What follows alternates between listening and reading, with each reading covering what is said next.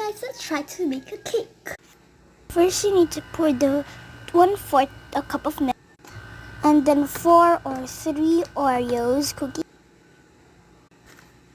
And then this is just additional, but you can put cocoa powder in it.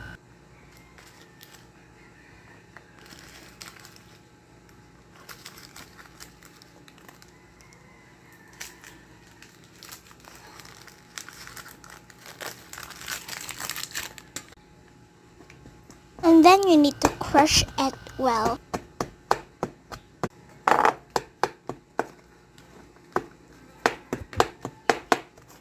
And then put it in a microwave for 1 to 4 minutes. Or you can even do it at 5 minutes. It's just your choice. And then your cake is all done. Thanks for watching.